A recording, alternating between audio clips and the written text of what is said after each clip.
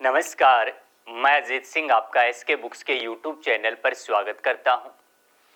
आज हम SSC GD constable भर्ती परीक्षा के बारे में बात करेंगे।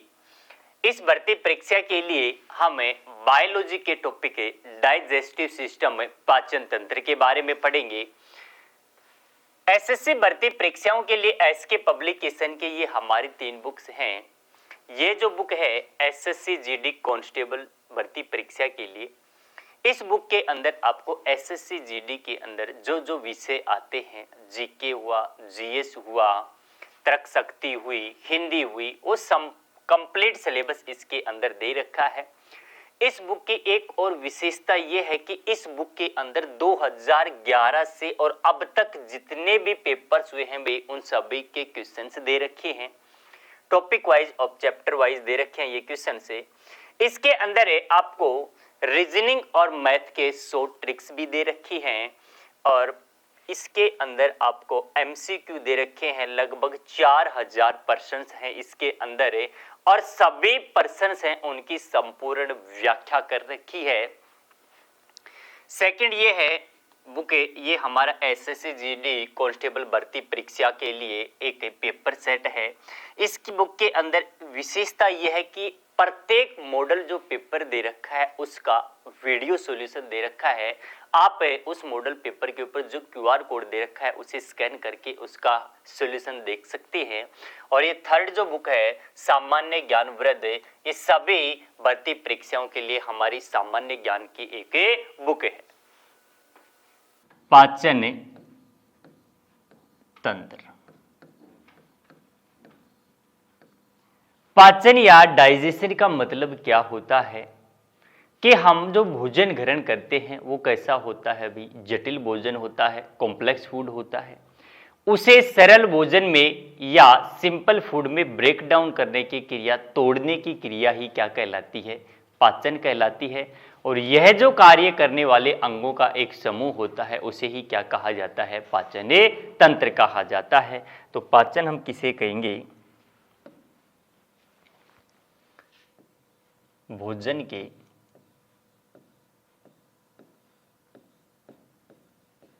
जटिल अणुओं को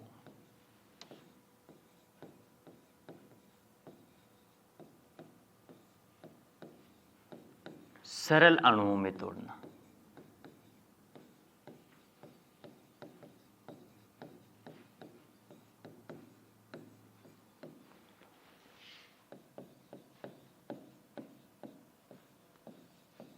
पाचन कहलाता है।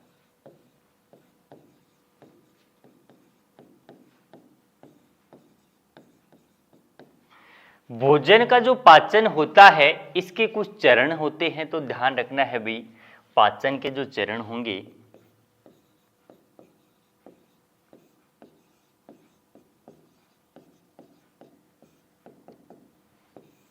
इनमें कौन कौन सा होता है। सबसे पहले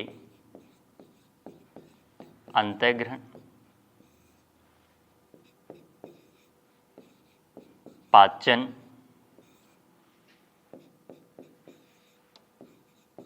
पचे हुए भोजन का अवशोषण,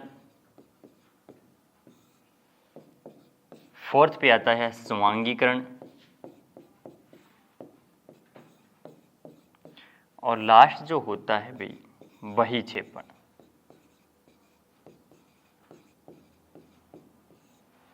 इन 5 चरणों के अंदर क्या होता है, डाइजेशन होता है, पाचन होता है, वह क्रिया पूर्ण होती है। पाचन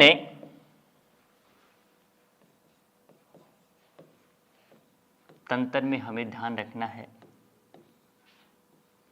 पाचन अंग होंगे इनके बारे में ध्यान रखना है हमें। एक होता है भाई आहार नाल, एलिमेंट्री कैनाल,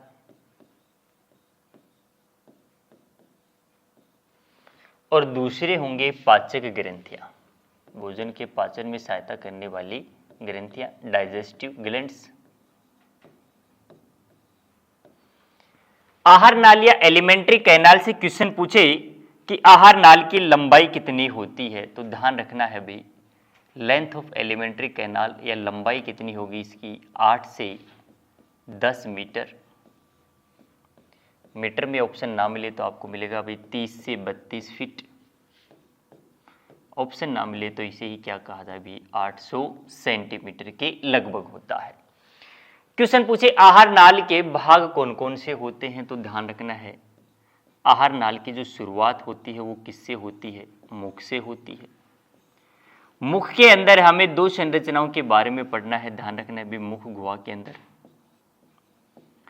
दो संरचनाएं कौन कौन सी पढ़नी है, हमें दांत के बारे में पढ़ना है और दूसरा भाग कौन सा पढ़ना है, हमें जीभ के बारे में। इसके बाद है ग्रसनी,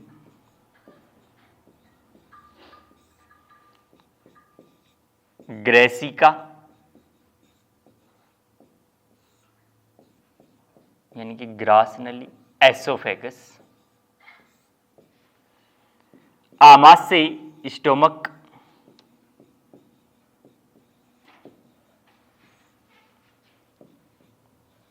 छोटी आंत स्मॉल इंटेस्टाइन, इसके बाद बड़ी आंत लार्ज इंटेस्टाइन और लास्ट भाग क्या हो जाएगा अभी गुदा एनस। ये सभी किसके भाग होते हैं, आहार नाल के भाग होते हैं, यानी कि इनके अंदर भोजन प्रत्यक्ष रूप से जाता है। पाचक ग्रंथियां यानी कि भोजन के पाचन के अंदर सहायता करने वाली ग्रंथियां, यानी कि इनके अंदर क्या सीक्रेशन होता है, एंजाइम का स्त्रावण होता है, भी सीक्रेशन होता है। तो मुख के अंदर कौन सी ग्रंथि पाई जाती है, तो ध्यान रखना है सैलाइवरी ग्लैंड्स पाई जाती हैं, लार ग्रंथियां पाई जाती हैं। सेकेंड है यकृत, ये भोजन के पाचन में सहायता करता है, सबसे बड़ी ग्रंथि होती है। अग्नाशय, पैनक्रियाज, इन सभी के बारे में हमें पढ़ना है भी पाचन तंत्र के अंदर, तो ध्यान रखना है पाचन से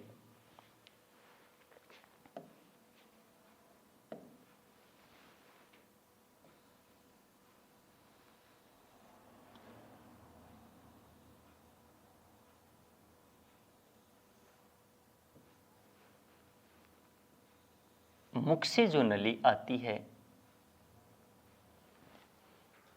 मुख गुहा वाली जो नली होगी, फूड पाइप, नेजल कैविटी नाक से आती है। ये दोनों जिस स्थान पर एक दूसरे को क्रॉस करते हैं उसे ही क्या कहा जाता है, फेरिंग्स कहा जाता है, ग्रेसनी कहा जाता है। तो ध्यान रखना है भी ये क्या होगा ग्रेसनी, फेरिंग्स, ये क्या होगी नासा गुहा, नेजल कैविटी, मुख गुहा, बैकल कैविटी,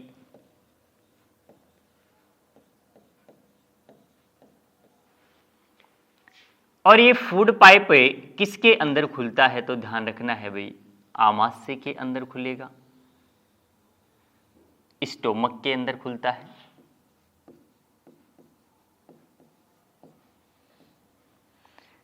आमाशय से ही आहार नाली का कौन सा भाग जुड़ा होगा, स्मॉल इंटेस्टाइन होगी, छोटी आंत,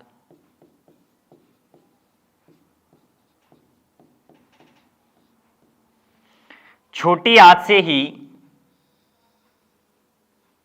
आहार नाली का कौन सा भाग बड़ा जुड़ा होगा भाई बड़ी आंत,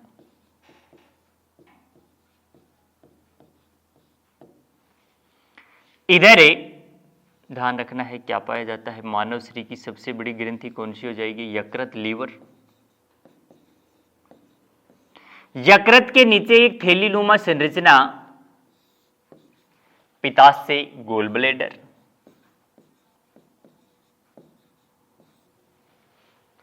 यहां पे एक पत्ती जरुमा जो संरचना होती है, पैनक्रियाज, अग्नाशय।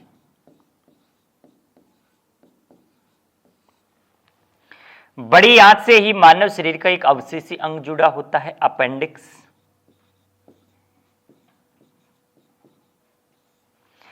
इन सभी के बारे में हमें पढ़ना है, तो ध्यान रखना है पाचन की जो शुरुआत होती है वो कहां से होती है, मुख से होती है।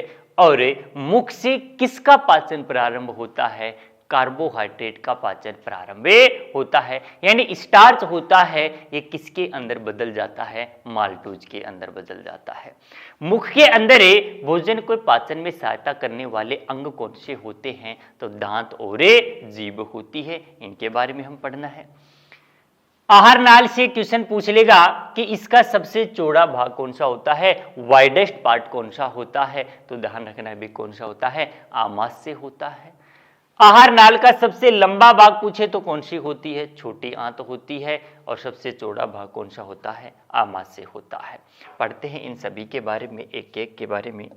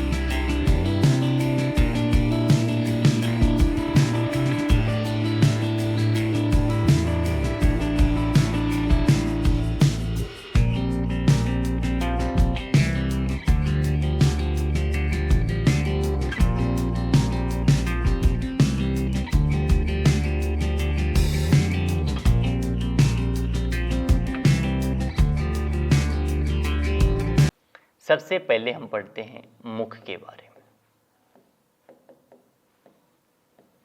तो मुख से सीधा प्रश्न पूछ लेता है कि पाचन की शुरुआत कहां से होती है, तो ध्यान रखना है भी मुख से क्या होगी, पाचन की शुरुआत होती है।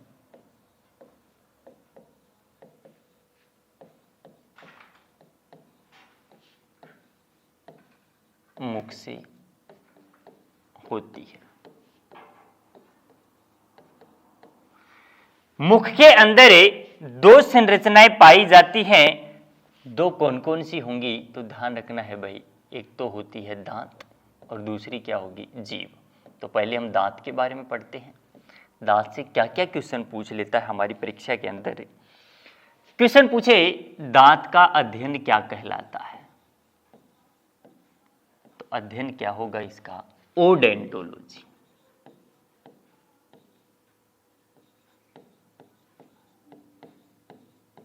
स्टडी ऑफ टीथ क्या कहलाती है, ओडेंटोलॉजी कहलाती है। दांत होते हैं, इनसे क्वेश्चन पूछे भी मानव शरीर का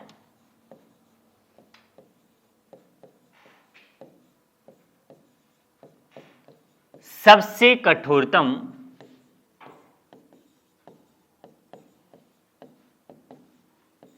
भाग या पदार्थ। दांतों का सबसे कठोरतम पदार्थ कौन सा होता है, तो ध्यान रखना है कौन सा होता है भी, दांतों का इनेमल। ये किसका बना होता है, तो ध्यान रखना है किसका बना होगा, कैल्शियम फॉस्फेट का।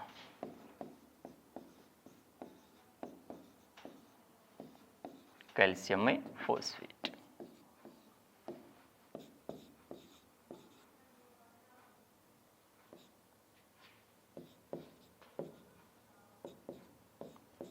ट्राई कैल्शियम डाई फॉस्फेट का बना होता है। नेक्स्ट क्वेश्चन पूछे कि दांत होते हैं इनके प्रकार से, तो ध्यान रखना है हमें मनुष्य के अंदर जो दांत होते हैं वो कैसे होते हैं भी,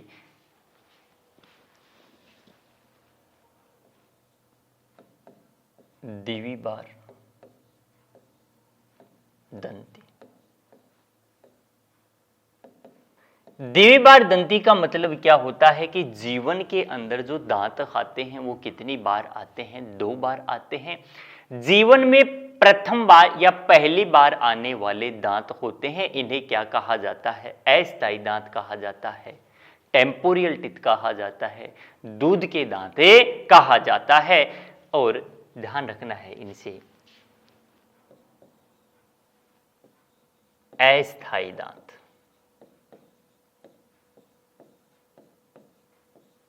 जीवन में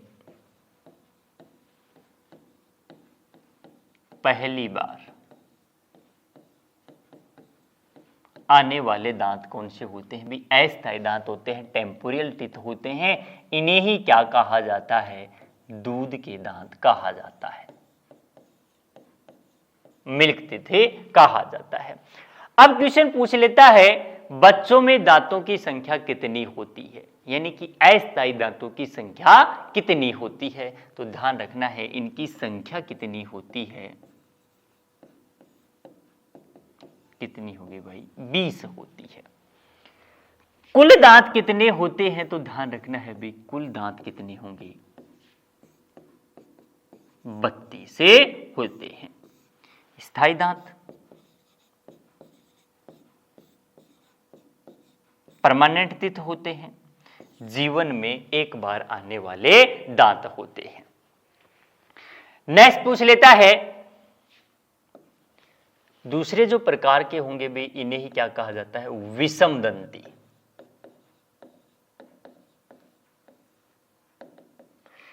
मतलब क्या होगा इसका कि हमारे जो दांत होते हैं ये कार्य और संरचना के आधार पर कितने प्रकार के होते हैं? 4 प्रकार के होते हैं। और ये जो 4 प्रकार के होंगे, ध्यान रखना है कौन कौन से होते हैं? तो कार्य व संरचना के आधार पर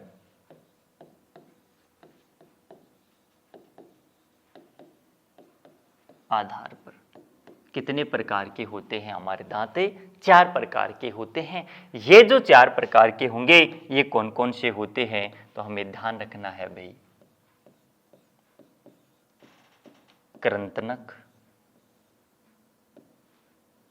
इंसीजर, रदनक, कैनाइन, आग्रचौर्णक,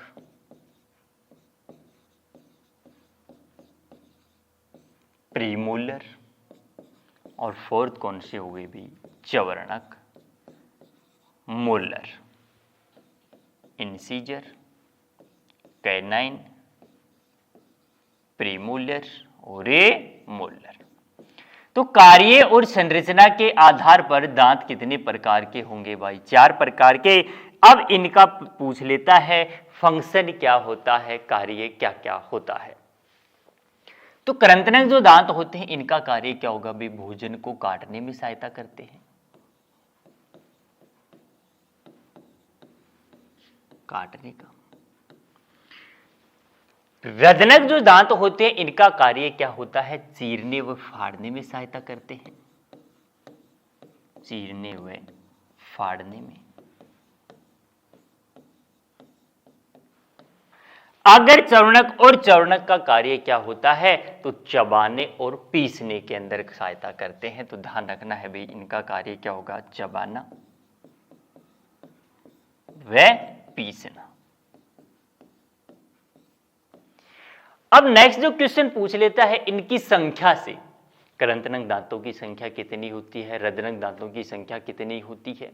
तो ध्यान रखना है भाई इनके नंबर से, संख्या से। तो इनकी संख्या के लिए एक सूत्र हमें ध्यान रखना है जिसे कहा जाता है दंत सूत्र। तो दंत जो सूत्र होता है इसे हमें ध्यान रखना है।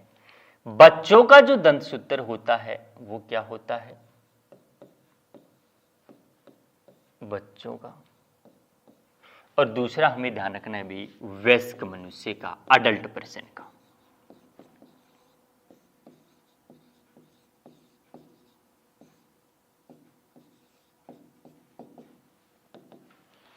बच्चों के अंदर पाए जाने वाला दंत सूत्र कितना होगा भी? 2102 बटे 2102। वयस्क मनुष्य के अंदर कितना होता है? 21 से 23। अब ये क्या है?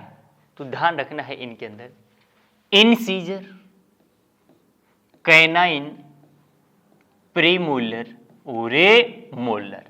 तो बच्चों के अंदर प्रश्न पूछेगा इनसीजर दांतों की संख्या कितनी होती है, मोलर दांतों की संख्या कितनी होती है, प्रीमोलर की कितनी होती है। तो ध्यान रखना है बच्चों में कौन से दांत नहीं पाए जाते, प्रीमोलर आगर चौड़क दांत नहीं पाए जाते, इनकी संख्या कितनी होगी? तो ध्यान रखना है भी 2 और 1 3, 3 2 5, ऊपर के 5 नीचे के 5, 10, 10 एक साइड के 10 एक साइड के, तो कुल दांतों की संख्या कितनी होती है? 20 होती है। तो इनकी संख्या कितनी हो गई? 20 होती है।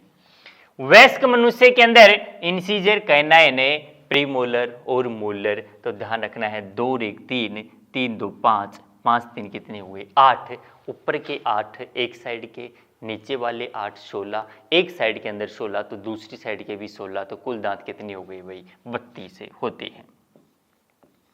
अब वयस्क मनुष्य के अंदर इनकी संख्या पूछ लेता है, तो ध्यान रखना है भाई इनकी संख्या, इंसीजर की संख्या कितनी होगी?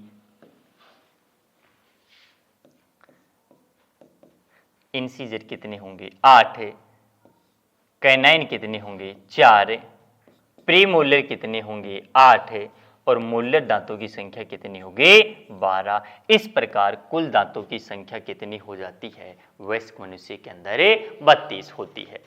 नेक्स्ट क्वेश्चन पूछ लेता है 3 जड़ों वाला दांत किसे कहा जाता है? तो ध्यान रखना है ये जो मोलर जो दांत होता है इसे ही क्या कहा जाता है? 3 जड़ों वाला दांत कहा जाता है। 3 जड़ों वाला दांत कौन सा होता है? मोलर होता है।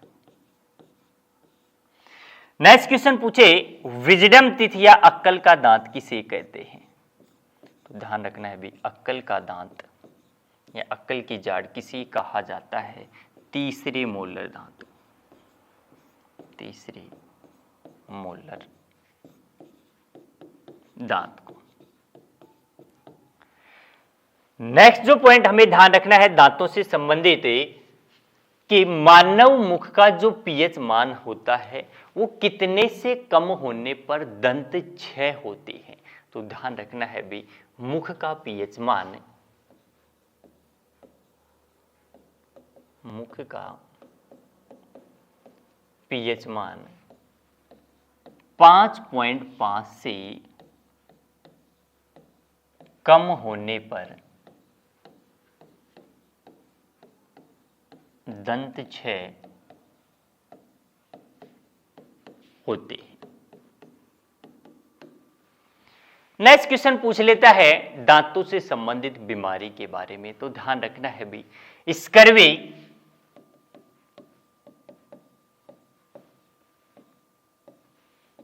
मसूड़ों से खून आना,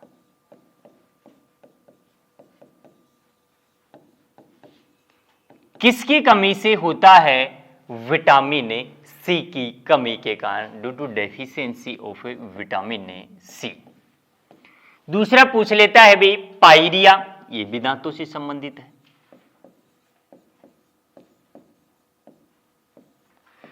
फ्लोरेसिस,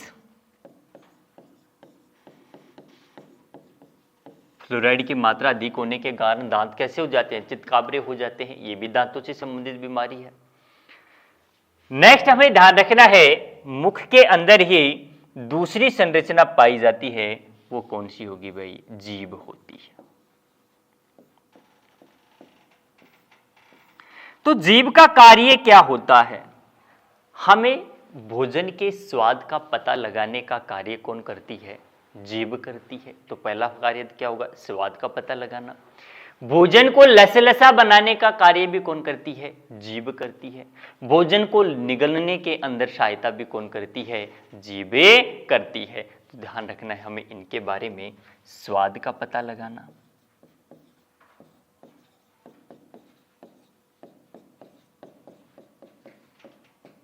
भोजन को निगलने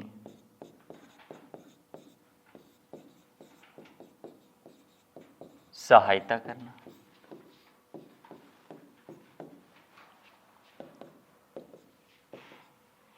भोजन में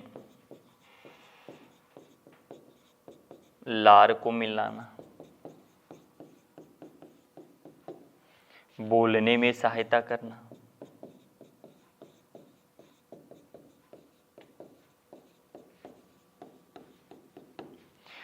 अब क्वेश्चन पूछ लेता है कि जीभ का कौन सा भाग कैसे स्वाद का पता लगाता है।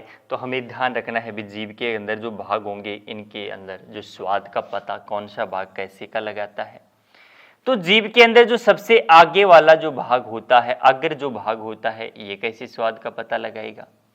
मध्य वाला जो भाग होगा ये कैसा लगाता है, पश्चिम वाला भाग होता है ये कैसा लगाता है। इन सभी के बारे में हमें पढ़ाना है।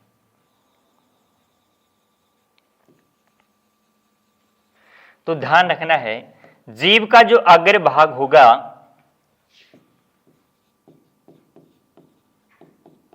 ये कैसे स्वाद का पता लगाता है भी, मीठेपन का। अग्र पार्श्व भाग ये कैसे स्वाद का पता लगाता है, नमकीनी। मध्य भाग के पास देखना किनारों वाला ये जो भाग होगा ये कैसे स्वाद का पता लगाता है, खट्टे स्वाद का, खट्टेपन का। और सबसे पश्चिम वाला जो भाग होता है ये कैसे स्वाद का पता लगाता है, कड़वेपन के स्वाद का पता लगाने का कार्य करता है। नेक्स्ट है हमारे मुख के अंदर कौन सी ग्रंथि पाई जाती है, लार ग्रंथि पाई जाती है। तो लार ग्रंथि से क्या क्या प्रश्न परीक्षा के अंदर पूछ लेता है, इनके बारे में पढ़ते हैं। लार ग्रंथि,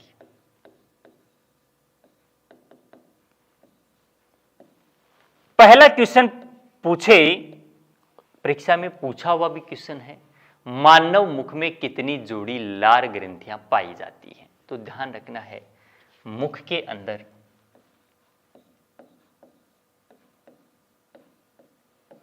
3 जोड़ी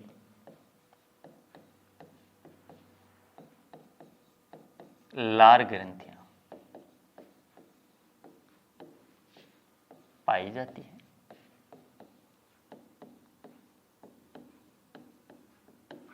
ये जो 3 जोड़ी लार ग्रंथियां होती हैं ये कौन कौन सी होती हैं, तो हमें ध्यान रखना है।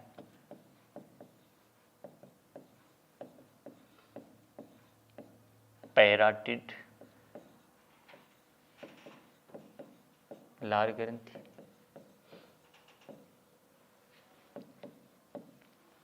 सबमैंडिबुलर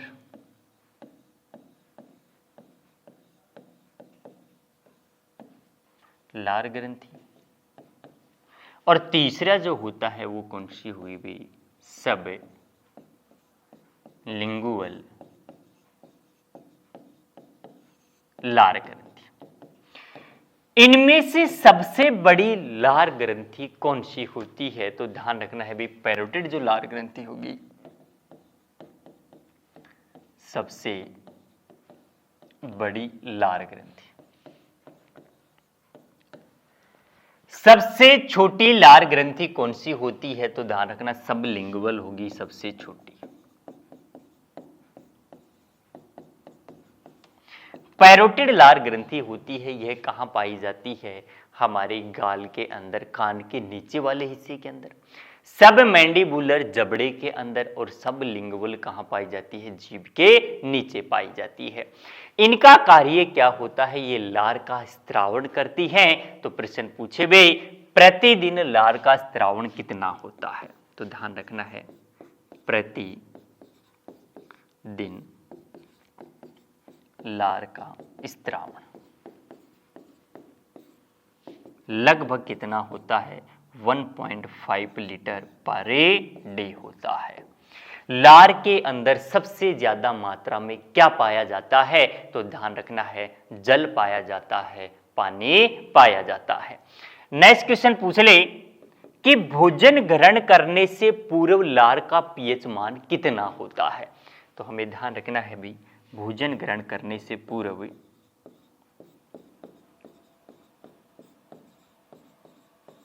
करने से पूर्व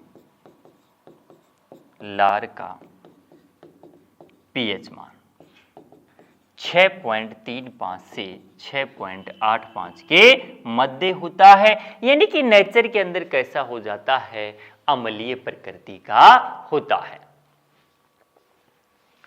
नेक्स्ट क्वेश्चन पूछ ले कि लार के अंदर पाए जाने वाले एंजाइम कौन से होते हैं। तो लार में पाए जाने वाले एंजाइम हमें ध्यान रखना है, लार में पाए जाने वाले एंजाइम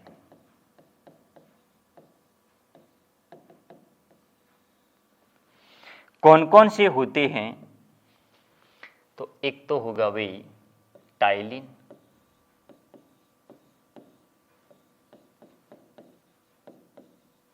और दूसरा होता है लाइसोजाइम।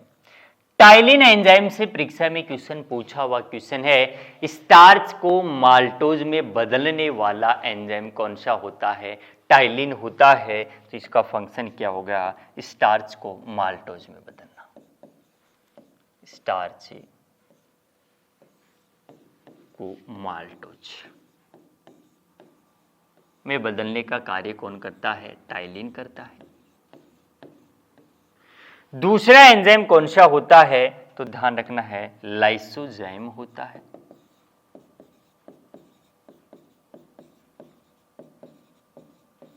भोजन के अंदर जो बैक्टीरियाज होते हैं भी उन्हें मारने का कार्य कौन करता है, लाइसोजाइम करता है, यानी कि जीवाणुओं का भक्षण करना।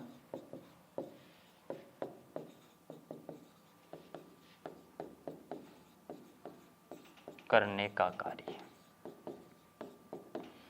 कौन करता है, लाइसोजाइम करता है।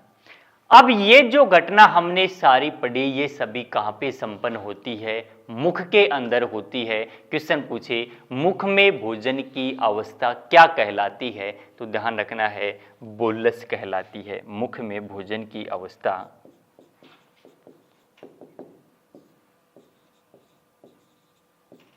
मुख में भोजन की अवस्था क्या कहलाएगी, बोलस कहलाती है।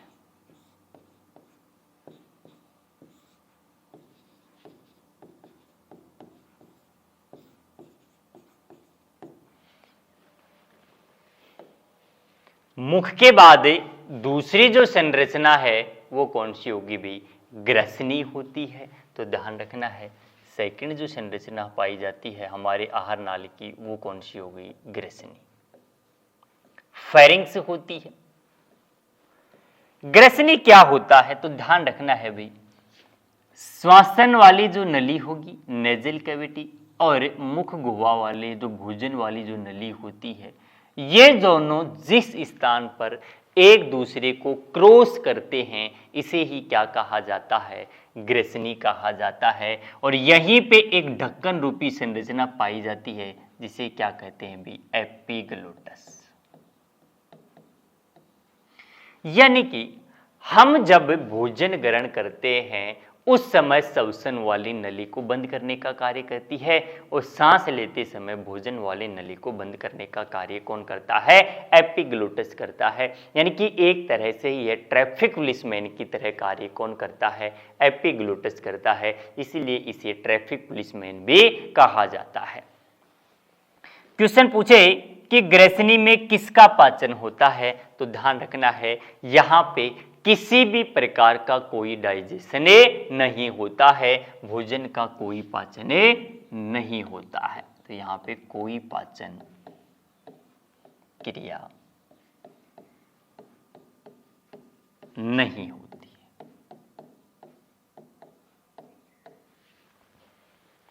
यहीं से क्वेश्चन पूछ लेता है मानव शरीर का स्वर यंत्र किसे कहा जाता है,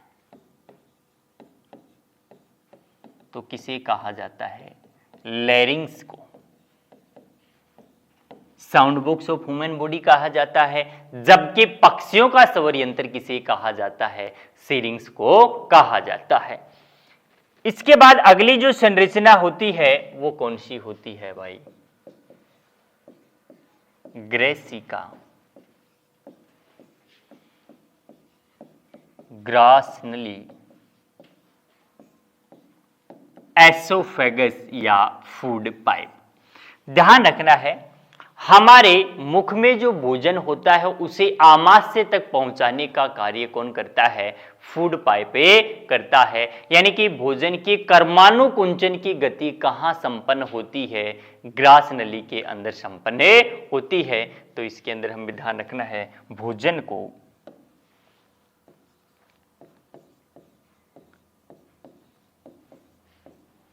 आमाशय तक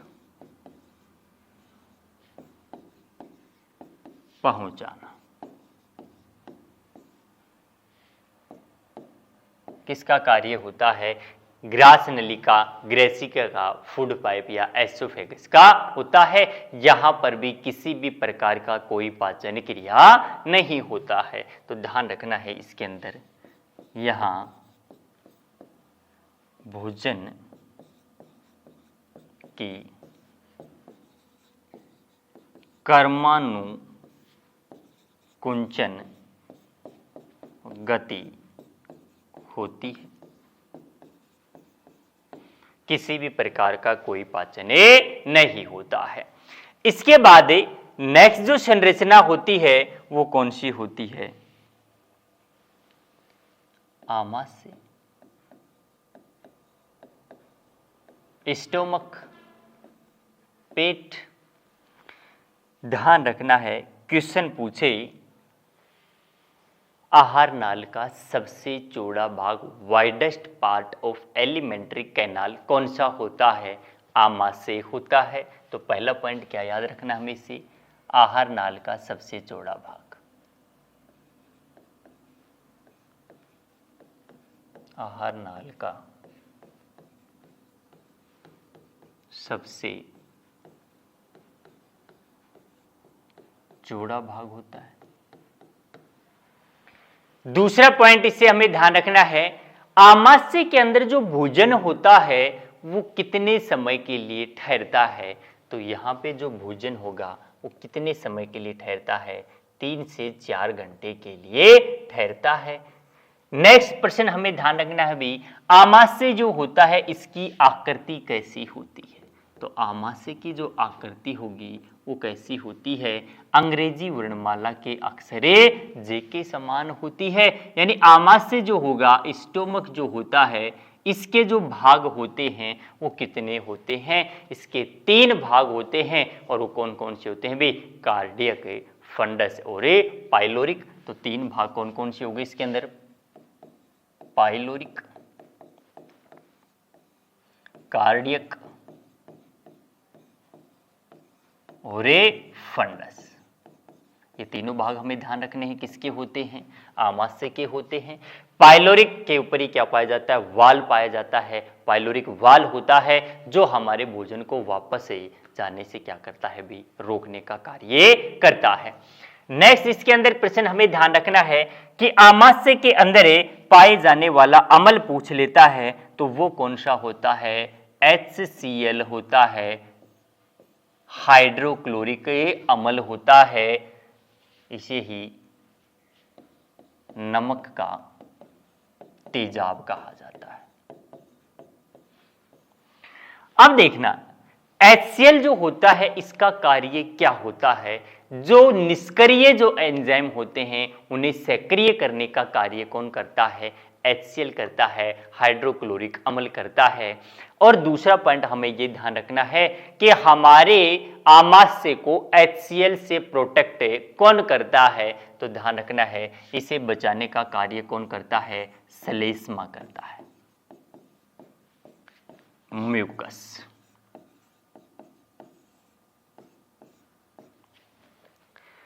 आमाशय के फंक्शन क्या क्या हो गए भी? निष्क्रिय एंजाइम को सक्रिय करना,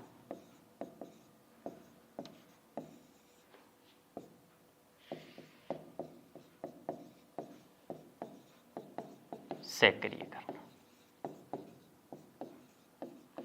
यानी आमाशय के अंदर जो एंजाइम होते हैं वो कौन कौन से होते हैं, तो ध्यान रखना है भी पेप्सिन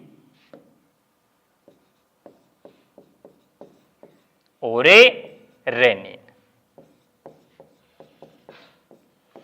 पेप्सिन जो एंजाइम होता है, ध्यान रखना है किसके पाचन में सहायता करता है, प्रोटीन के पाचन में सहायता करता है, यानी कि प्रोपेप्सिन को और प्रोरेनिन को।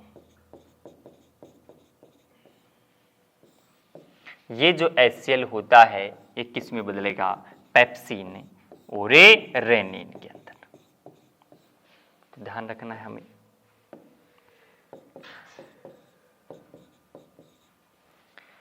पेप्सिन जो एंजाइम होता है इसका कार्य क्या होता है, प्रोटीन के पाचन के अंदर सहायता कौन करता है, पेप्सिन करता है। और बच्चों के अंदर जो कैसीन होता है उसके पाचन में सहायता कौन करता है, रेनिन करता है। तो जो पॉइंट हमें ध्यान रखना है, प्रोटीन के पाचन में सहायता, प्रोटीन के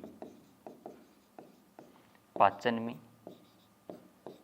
सहायक, बच्चों में कैसीन के पाचन में सहायता कौन करता है, तो ध्यान रखना है भी कौन करता है, रेनिन करता है। नेक्स्ट HCl के जो फंक्शन होंगे अन्य क्या होते हैं, तो ध्यान रखना है हमें हमारे भोजन को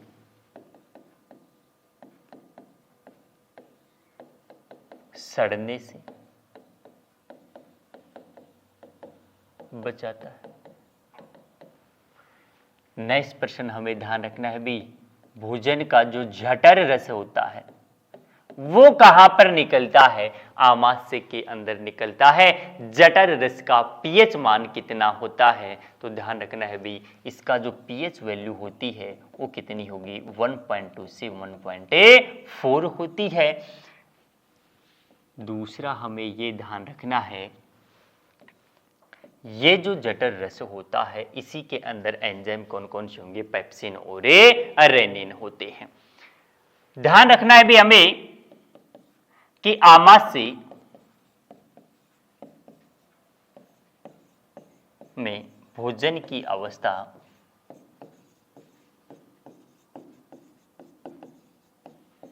क्या कहलाती है, काइम कहलाती है। मुख में क्या कहलाती थी, बोलस। आमाशय में क्या कहलाती है, काइमे कहलाती है। इसके बाद हमारा भोजन किसके अंदर जाता है, तो ध्यान रखना है भी स्मॉल इंटेस्टाइन के अंदर, छोटी आंत के अंदर।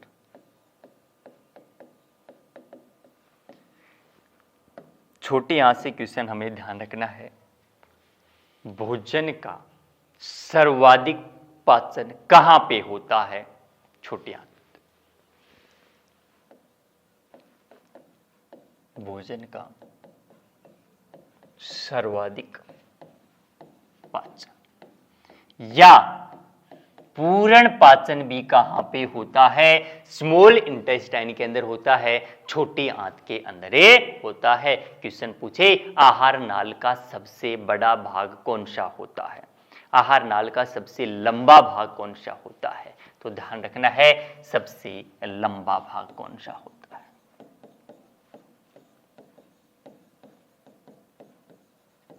तो कौन सा होता है, छोटी आंत होता है। इसकी लंबाई लगभग कितनी होती है, 6 से 6.5 मीटर, यानी कि लगभग 6.5 मीटर लंबा होता है।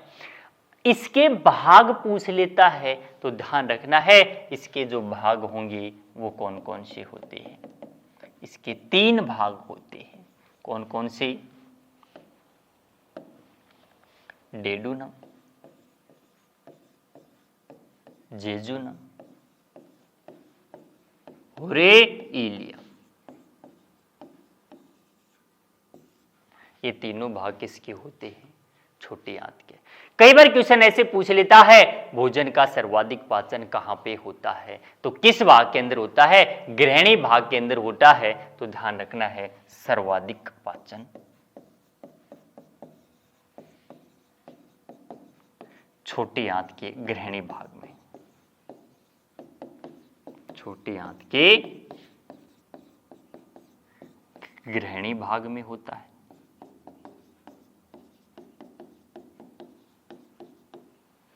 यानी कि कार्बोहाइड्रेट, प्रोटीन, वसा का पूर्ण पाचन कहां पे होता है? ग्रहणी भाग के अंदर होता है। यहां पे जो एंजाइम आते हैं वो किससे आते हैं? अग्नाशय से आते हैं, पैनक्रियाज से। वो एक पैनक्रियाज जूस होता है, कंप्लीटली डाइजेस्टिव जूस होता है, जिसके अंदर पाए जाने वाले एंजाइम होंगे वो भोजन को पचाने में सहायता करते हैं। और वो किसके अंदर आता है? छोटी आंत के अंदर ये आता है।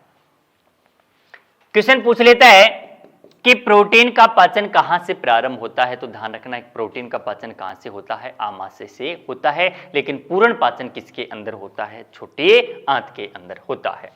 इसके बाद नेक्स्ट संरचना होती है वो कौन सी होती है? बड़ी आंत होती है। ध्यान रखना है भाई। लार्ज इंटेस्टाइन, लंबाई कितनी होती है इसकी?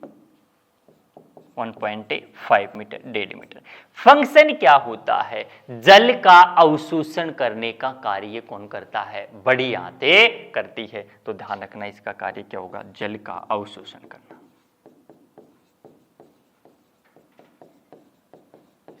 अवशोषण करना। नेक्स्ट पॉइंट भाई, इसके भी कितने भाग होते हैं? इसके भी 3 भाग होते हैं। और इसके 3 भाग कौन कौन से होंगे? सिक्कम,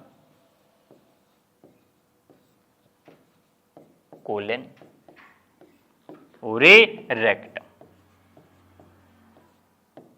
क्वेश्चन पूछे कि मानव शरीर का अवशेषी अंग कौन सा होता है? अपेंडिक्स होता है। और ये किससे जुड़ा होता है? सिक्कम भाग से।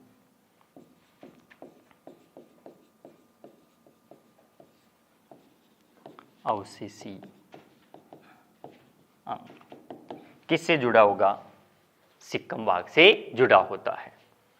नेक्स्ट हम पढ़ते हैं अग्नाशय,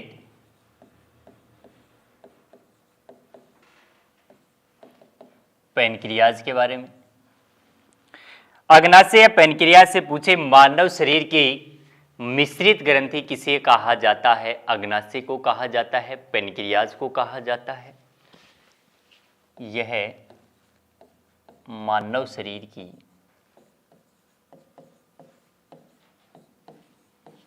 मिश्रित ग्रंथि है।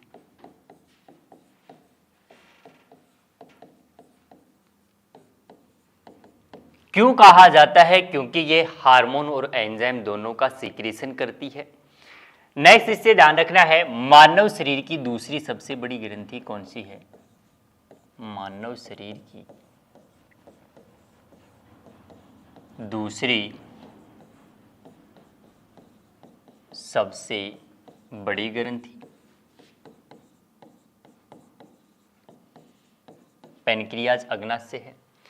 अग्नाशय या पैनक्रियाज के द्वारा स्रावित होने वाला जूस क्या कहलाता है? पैनक्रियाज जूस कहलाता है, जिसे ही क्या कहा जाता है? पूर्ण पाचक जूस कहा जाता है। तो ध्यान रखना है भी, अग्नाशय रस को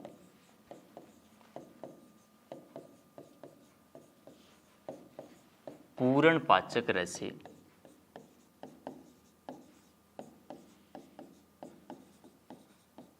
कहा जाता है, क्योंकि अग्नाशय रस के अंदर पाए जाने वाले जो एंजाइम होंगे वो कौन कौन से होते हैं? तो ध्यान रखना है, इसके अंदर पाए जाने वाले एंजाइम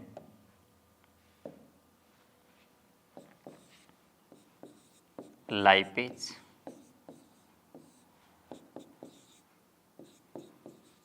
एमाइलेज और तीसरा कौन सा होगा? ट्रिप्सिन। लाइपेज जो एंजाइम होगा ये किसके पाचन में सहायता करता है? वसा के पाचन में सहायता करता है।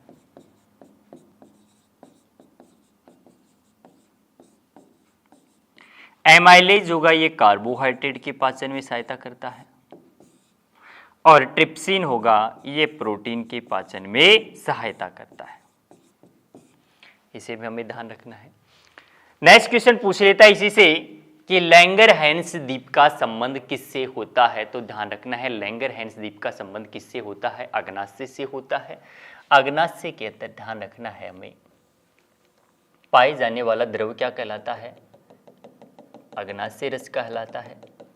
इसी के अंदर एक कोशिकाओं का एक समूह पाया जाता है जिसे क्या कहा जाता है? लैंगरहैंस द्वीप कहा जाता है, क्योंकि इसकी जो खोज की थी इसके बारे में सबसे पहले पता किसी ने लगाया था? लैंगरहैंस नामक एक वैज्ञानिक ने लगाया था, इसीलिए इसे क्या कहा जाता है? लैंगरहैंस द्वीप कहा जाता है। लैंगरहैंस द्वीप। तो सीधा क्वेश्चन पूछे, लैंगरहैंस द्वीप का संबंध किससे होता है? पेनक्रियास से होता है, अग्नाशय से होता है। ये जो लैंगरहैंस द्वीप है इसके अंदर जो कोशिकाएं होती हैं, ध्यान रखना है वो कौन कौन सी पाई जाती हैं? तो इसके अंदर पाए जाने वाली कोशिकाएं अल्फा, बीटा, डेल्टा और कौन सी होगी भी? F cells. एफ जो सेल्स होती है ये किसका स्त्रावण करती है? तो ध्यान रखना है एंजाइम का। बाकी अल्फा, बीटा और डेल्टा ये तीनों किसका करती हैं? हार्मोन का करती हैं, इसीलिए इसे क्या कहा जाता है? मिश्रित ग्रंथि कहा जाता है। अल्फा जो कोशिका होगी इसके द्वारा स्त्रावित होने वाला हार्मोन कौन सा होता है? तो ध्यान रखना है ग्लूकागोन होगा। बीटा कोशिका के द्वारा स्रावित हार्मोन कौन सा होता है? इंसुलिन होता है। और डेल्टा कोशिका के द्वारा कौन सा होता है? सोमेटोस्टेनिन। और ये किसका करती है स्त्रावण भी? एंजाइम का। क्वेश्चन पूछे, ग्लूकोज को ग्लाइकोजन में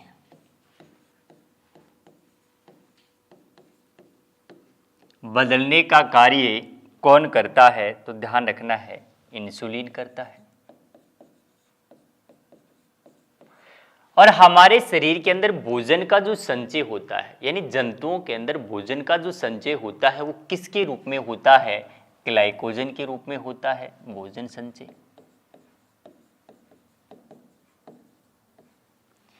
ये जो ग्लाइकोजन होगा, जिस दिन हम व्रत करते हैं या भूख हड़ताल करते हैं उस दिन हमारे शरीर को ऊर्जा किसके रूप में मिलती है? यही जो ग्लाइकोजन होगा ये वापस किसके अंदर टूट जाता है? ग्लूकोज के अंदर। और इसे तोड़ने का कार्य कौन करता है? एक हार्मोन होता है ग्लूकागोन। तो 2 पॉइंट ध्यान रखने, ग्लूकोज को ग्लाइकोजन में इंसुलिन और ग्लाइकोजन को वापस ग्लूकोज में ग्लूकागोन हार्मोन बदलता है। क्वेश्चन पूछे, हमारे शरीर के अंदर यदि इंसुलिन का स्तर कम हो जाता है तो क्या होगा? ग्लूकोज का स्तर बढ़ जाता है, जिसके कारण ही क्या होता है? मधुमेह या डायबिटीज होता है। तो ध्यान रखना है रक्त में ग्लूकोज का स्तर बढ़ने या इंसुलिन हार्मोन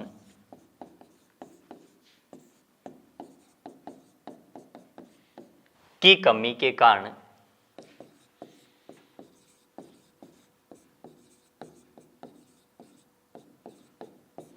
कौन सा रोग होगा? मधुमेह, डायबिटीज।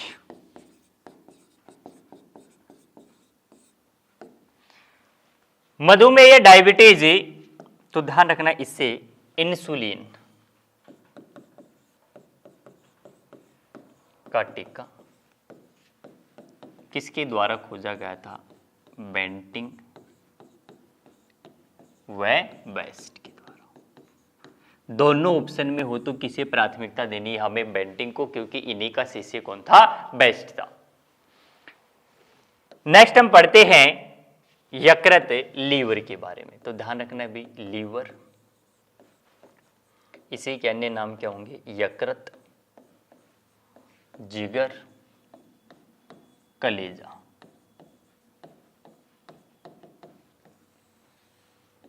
मानव शरीर की सबसे बड़ी ग्रंथि कौन सी होती है? यकृत होती है। यकृत का अध्ययन क्या कहलाता है? हिपेटोलॉजी। तो ध्यान रखना है अध्ययन।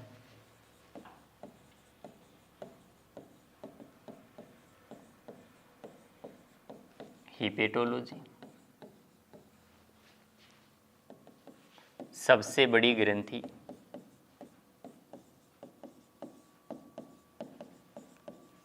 यकृत होती है। मानव शरीर का सबसे बड़ा आंतरिक अंग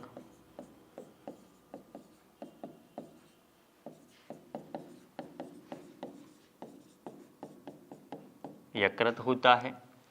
सबसे ज्यादा पुनरुद्भवन की क्षमता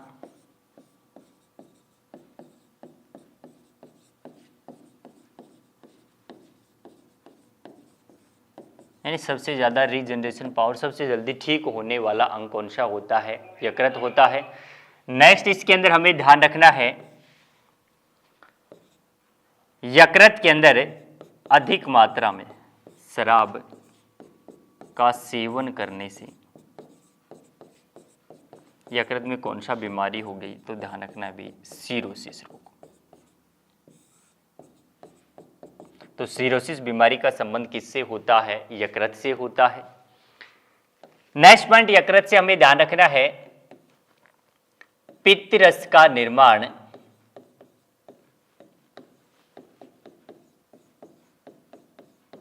कौन करता है? यकृत करता है। एक पॉइंट हमें ध्यान रखना है, पित्त रस का संचय, पित्त रस का संचय कौन करता है? पित्ताशय करता है, गोल ब्लैडर करता है। इसी के अंदर क्या पाए जाते हैं? वर्णक पाए जाते हैं, बिलीरुबिन व बिलीवर्डिन। और इन्हीं के कारण डिजीज कौन सी होती है भाई? पीलिया, जॉन्डिस। नेक्स्ट क्वेश्चन हमें ध्यान रखना है, हमारे शरीर में यूरिया का निर्माण कौन करता है? यकृत करता है। भ्रूणीय अवस्था में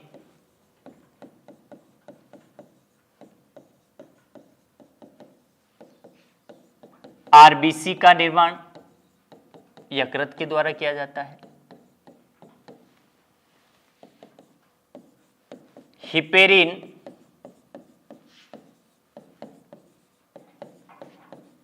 प्रोथ्रोम्बिन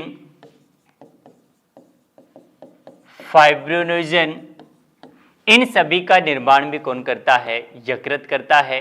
विटामिन ए का संश्लेषण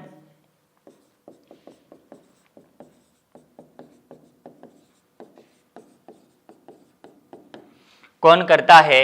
यकृत के द्वारा किया जाता है। तो ध्यान रखना है, मानव शरीर की रासायनिक प्रयोगशाला, chemical laboratory of human body किसे कहा जाता है? यकृत को। मानव शरीर की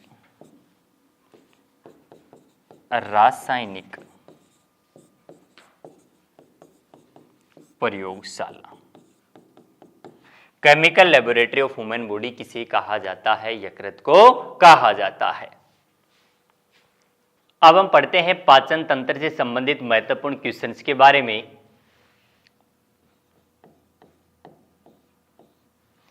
क्वेश्चन पूछे कि पाचन की शुरुआत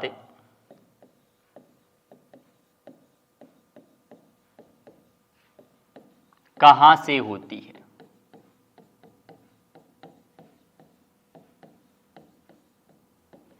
तो हमने पढ़ा पाचन की शुरुआत कहां से होती है? मुख से होती है।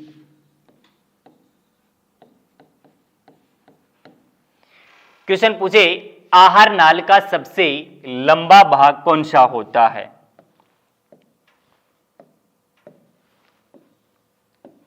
आहार नाल का सबसे लंबा भाग, आहार नाल का सबसे लंबा भाग कौन सा होगा? स्मॉल इंटेस्टाइन, छोटी आंत।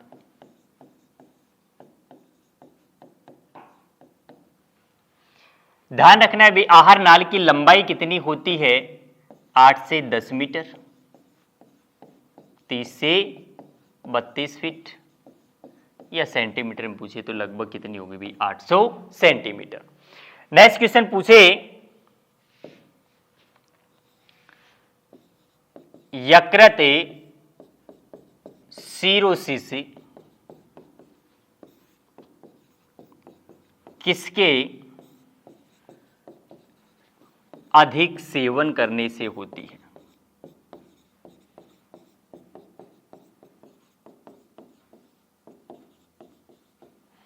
तो इसका आंसर क्या होगा? शराब या अल्कोहल।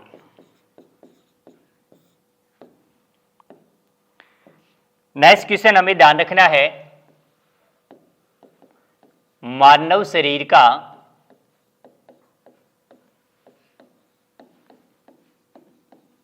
अवशेषी अंग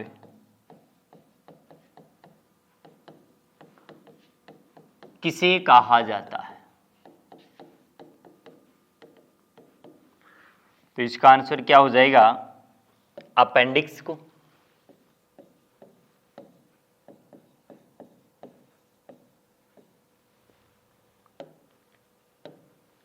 नेक्स्ट क्वेश्चन पूछे जठर रस का पीएच मान कितना होता है?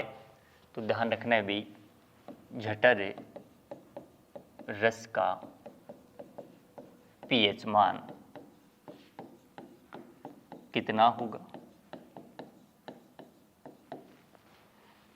हमने पढ़ा था इसका पीएच मान 1.2 से 1.4। नेक्स्ट क्वेश्चन पूछे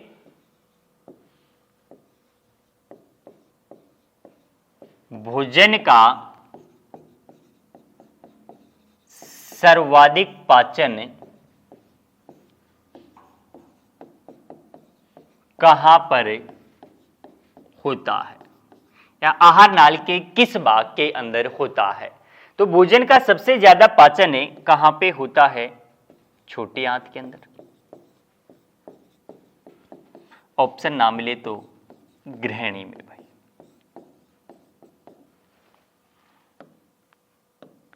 नेक्स्ट क्वेश्चन पूछे स्टार्च को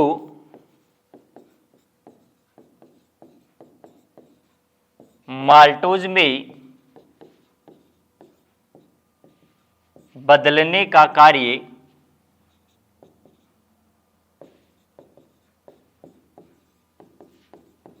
कौन सा एंजाइम करता है?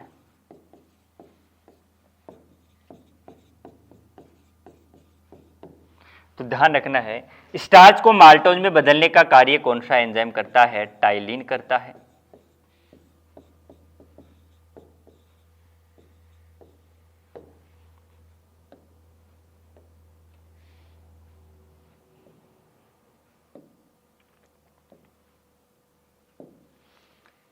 नेक्स्ट क्वेश्चन पूछे कि मानव मुख में कितनी जोड़ी लार ग्रंथियां पाई जाती हैं? तो ध्यान रखना है, मुख में कितनी जोड़ी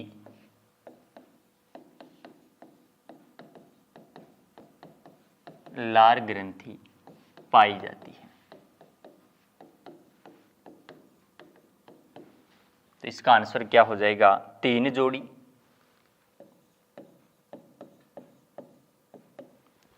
नेक्स्ट क्वेश्चन पूछे सबसे बड़ी ग्रंथि, मानव शरीर की सबसे बड़ी ग्रंथि कौन सी है? तो ध्यान रखना है भाई, सबसे बड़ी ग्रंथि कौन सी है? यकृत।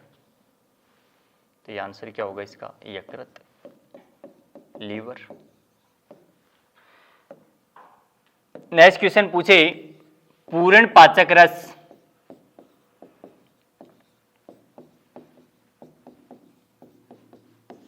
किसे कहते हैं? तो इसका आंसर क्या हो जाएगा? पैनक्रियाज अग्नाशय रस को।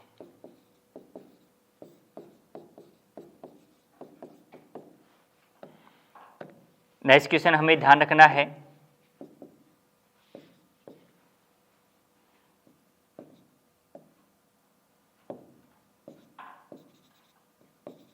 मुख में भोजन की अवस्था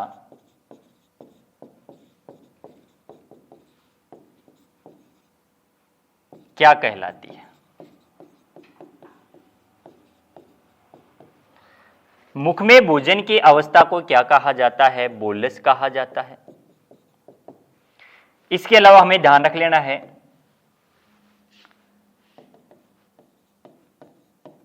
आमाशय के अंदर भोजन की अवस्था क्या कहलाती है? कायम। और छोटी आंत के अंदर भोजन की अवस्था क्या कहलाती है? काइल कहलाती है। इन्हें भी हमें ध्यान रखना है। आर्मी भर्ती परीक्षाओं के ऑफलाइन बैचेस के लिए आप हमारे मोबाइल नंबर 98 120 15 967 के ऊपर संपर्क कर सकते हैं।